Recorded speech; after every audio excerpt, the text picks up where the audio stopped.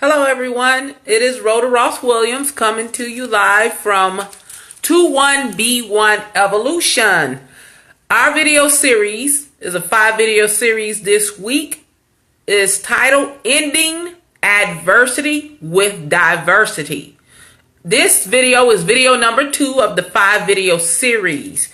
And the title of this video is Are We Ready to Grow? Are we ready to grow?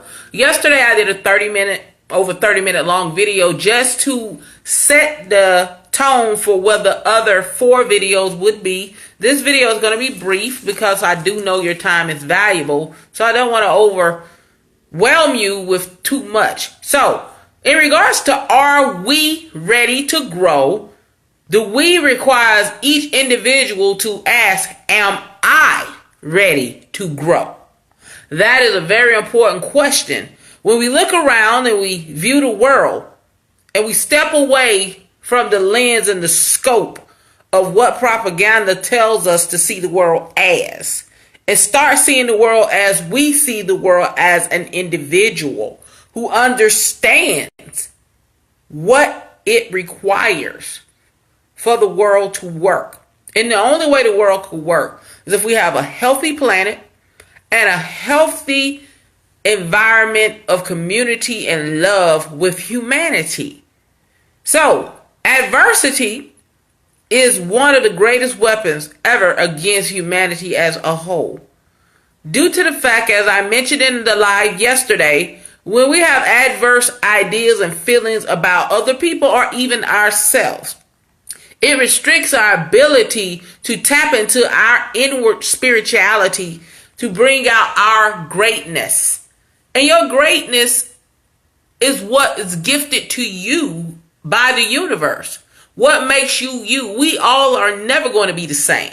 That is why diversity is very important, because too often greatness is sequestered and limited into a box. People become a part of the culture or environment that they adapt to, and they hide their own identity of being who they are. You know, in regards to diverse, culture is not the only thing you can focus on when it comes to your individuality. I myself, for example, I live a very unique and different lifestyle.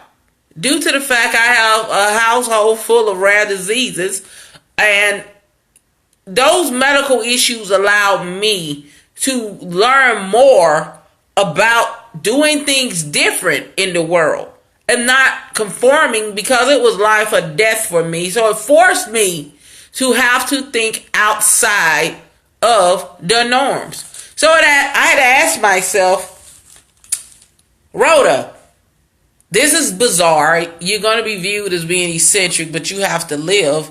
And in order to live, you have to go and grow past what people are saying is the norm. And in order to be able to grow past what people are saying is the norm, you have to be willing to grow outside of those limitations and barriers. And in order to grow, you have to learn. Lifelong learning is a very important part of growing and evolving. What we view today as right, we may view tomorrow as wrong. The more we take time to study and learn from outside sources rather than the propaganda sources that keep us confined and constricted to seeing the world one way.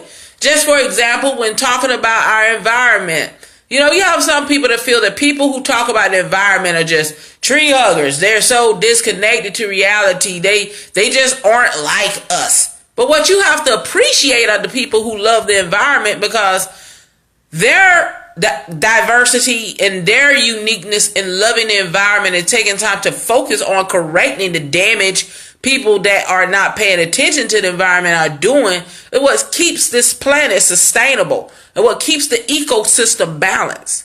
And there are a lot of things that we need to correct within our environment and our ecosystem as a whole. And we have to look into ourselves and say, what am I willing to do? What habits can I change in my everyday life to improve not just myself, but also the planet we live on? Because at the end of the day, we have many generations that will follow us.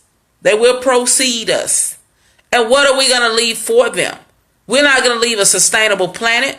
And we need to also leave them great examples. We need to indoctrinate ourselves into our spirituality to understand the unity of humanity, of working together collectively and allowing each individual to have its function, just as the human body. I've made videos in the past when I did things on my author page talking about how humanity works just like our human body. Humanity is one big organism. The brain cannot be the heart. But the brain and the heart are not mad at each other because they have specific functions. Each understand what their functions are. So the human body and every organ and system within the human body knows what its individual unique function is. And each organ and each system respects the other system. And they all work together collectively to keep the human body functioning. Just as well as with planet Earth. Everything works together collectively to keep things balanced. We breathe out. We create carbon dioxide. Then the plants take it and it puts out oxygen for us. The system works because the plant is not mad saying, you all are breathing in all our oxygen and we don't want carbon dioxide. They know they need it and they know we need oxygen. Just like we know that we need plants. We take care of our plants. We know we need planet Earth. We take care of planet Earth. So with that being said, if we stop for a minute and identify the things that we ourselves desire for the future, we have to be ready to grow and change the way that we see the world. But the only way we can grow is by knowing if we are truly ready to grow. What changes do you need to make in your life in order to change the way that you view the world? When you have your children around, what are you telling them about what's to come in the future? We are in the 18th year of the 21st century. Within the next 5 to 10 years, where will we be? And how are you going to fit into the new system of globalization? We're going to be in a system where it's a lot of artificial intelligence and technology, as well as knowledge will be handled totally different than how it is being done now. So lifelong learning is very important in order to function in the global market. It's important in order to adapt to the new way and the new things that are coming within the next 10 years. And within the next 20 years, it will be a whole new world. There will be no limitations. The only thing that can limit us is our own mental limitations, our own spiritual limitations. When you find yourself surrounded by people that do not have a vision for the future and do not understand how everything we do today affects what will happen in our future, you need to find you new people to surround yourself with. And that's why diversity is very important. See, when you have adverse feelings about different groups or sector of people, you limit yourself from diversifying the people you surround yourself with. And when you limit yourself to being surrounded only by the people that you have been programmed and adapted to being around and think in their limited perspective, you cannot move and function to your fullest potential as an individual. So when you prepare to grow, you're going to have to start removing certain people and certain things out of your life.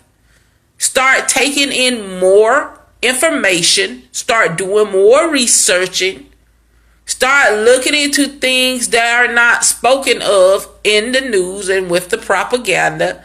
The news and the things that you hear on mainstream media are established just to limit your ability to think and prepare for the future. Humanity will downsize itself. And that is what we're going to talk about in the next video. And the next video is adversity a weapon against humanity? Is adversity a weapon against humanity is the next video of this series, and I will be coming back live in a few minutes to cover that topic. But in the meantime, make a checklist for yourself and ask yourself, am I surrounded by the right people? Are the things that I'm doing on a day-to-day basis truly my talent and my gift? Am I only functioning within the parameters established for me by the limitations that I established for myself by not diversifying the type of people I surround myself with? Am I afraid to network? Is it okay for me to talk to people who are not from my background? Should I deem everyone that is from a certain socioeconomic bracket as being good or bad? Because that has nothing to do with a person is good or bad. And these classisms are one thing that's really hurting us to move forward. So again, adversity is a great weapon against humanity. So I will be coming back live soon.